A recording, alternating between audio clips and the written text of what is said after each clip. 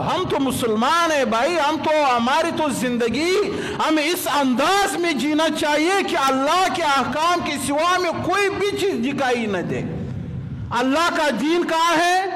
اللہ کا قرآن کہاں ہے؟ محمد رسول اللہ کا دین کہاں ہے؟ جس چیز کا نام اللہ نے دین رکھا، جس کے لیے اللہ نے اپنے آخری پیغمبر کو مبعوث فرمایا، جس کا بات اللہ کے رسول نے کیا، ہم تک پہنچایا، پھر اس دنیا کے نظام کو چلانے کے لیے اللہ نے اپنے محبوب پر قرآن نازل فرمایا۔ اللہ کے محبوب نے وہ قرآن اپنے سینے سے لگایا، وہ قرآن اٹھا کر صحابہ کو دیا، صحابہ نے اٹھا کر پوری دنیا پر نافذ کر دیا۔ محمد رسول اللہ جب اس دنیا سے قرآن کو سمجھا ہے، قرآن کو پڑھا ہے، قرآن پر عمل کیا ہے، اللہ نے اس شخص کو کبھی بھی گمراہ نہیں کیا ہے۔ یہ قرآن تو بہت عظیم تحفہ ہے ہمارے پاس، خدا کی قسم ایسا تحفہ اللہ نے کسی امت کو نہیں دیا ہے جو اللہ نے ہمیں دیا ہے۔ جس قرآن کو نعوذ باللہ آج ہمارے لوگوں نے حقیر بنایا ہوا ہے،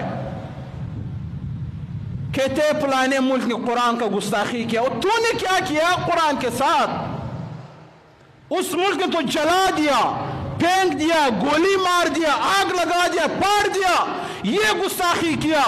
تم اس سے بڑھ کر گستاخ ہو کہ تم نے اس قرآن کو اٹھا کر اپنے نظام سے باہر پھینک دیا۔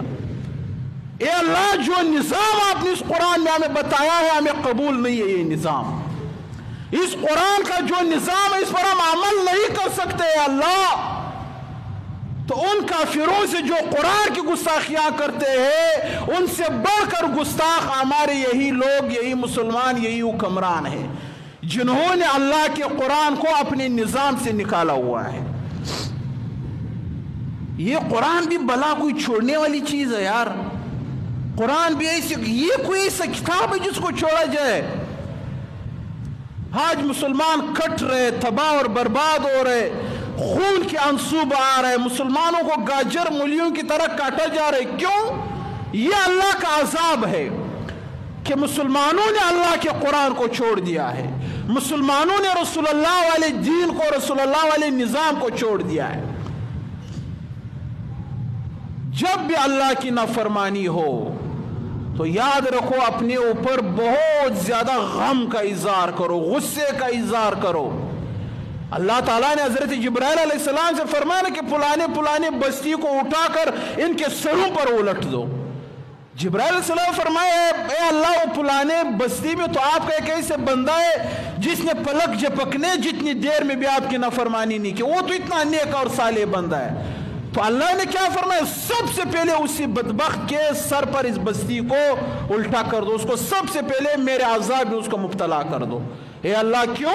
اللہ کے رسول نے فرمایا کہ وہ ایسا شخص تھا کہ اللہ نے فرمایا کہ میری نافرمانی ہوتی رہی مگر میرے دین کا مذاق اڑایا جاتا رہا، اس کے چہرے کا رنگ بھی نہیں بدلا میرے غیرت پر، کہ اللہ کے دین کو چیلنج کیا جا رہا ہے، اس کے چہرے کا رنگ بھی نہیں بدلا۔ تو اس سے معلوم ہوا کہ اللہ گویا یہ فرما رہا ہے کہ مجھے اس کے عبادتوں کا کوئی ضرورت نہیں ہے، اس کے تلاوتوں کا کوئی ضرورت نہیں، ان کے روزوں کا کوئی ضرورت نہیں ہے۔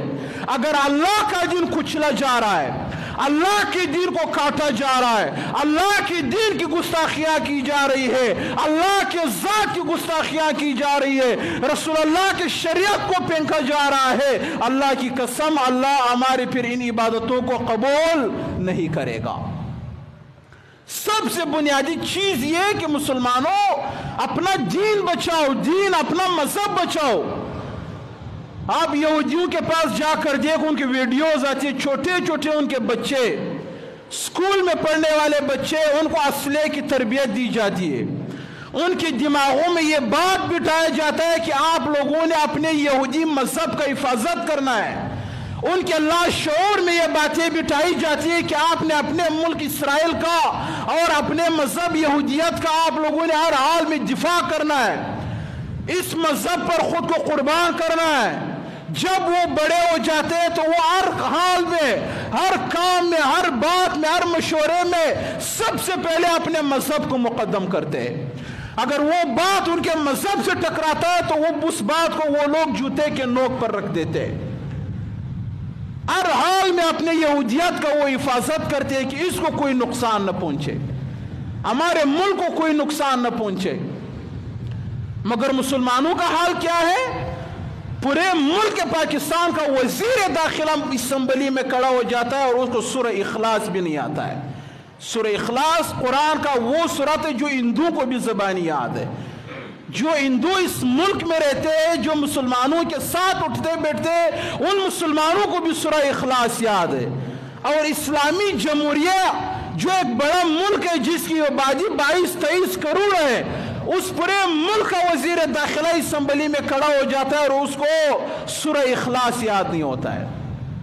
ایسے لوگ بھی مریں گے اور مر گئے، اللہ کے حضور پیش ہو گئے، قیامت کے دن انشاءاللہ اللہ ہمیں دکھائے گا۔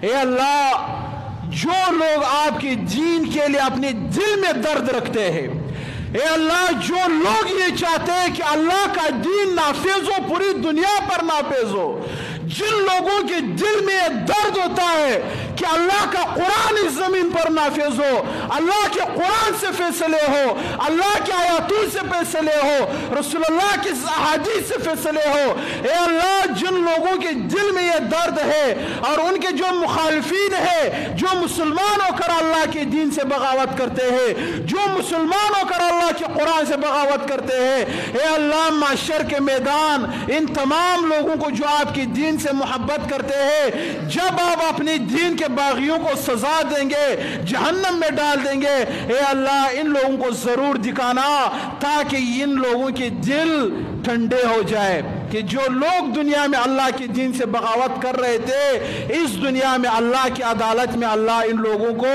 سزا دے رہا ہے۔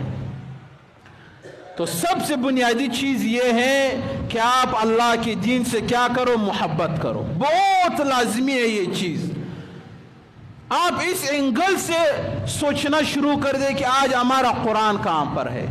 مرنا تو سب نے ایک دن، یار مر تو سب جاتے ہیں، سب نے اس دنیا سے چلے جانا ہے، مگر کتنا خوش نصیب ہوگا وہ مسلمان جو اللہ کے دین کے لیے جدوجہد کرے، جو اللہ کے قرآن کے نفاذ کے لیے محنت کرے، جو لوگوں کے دلوں میں اللہ کا قرآن ڈال دے، جو لوگوں کے دماغوں میں اللہ کا دین ڈال دے، جو اقامت دین کے لیے محنت کرے، دعوت دے، لوگوں کو اللہ کے دین کی طرف بلائے، لوگوں کو اللہ کا دین سمجھائے، اور یہی دعوت دیتے دیتے وہ اس دنیا سے چلا جائے اور پھر وہ اللہ کی عدالت میں جا کر کھڑا ہو جائے، اس سے بڑا خوش نصیب کہاں ہوگا؟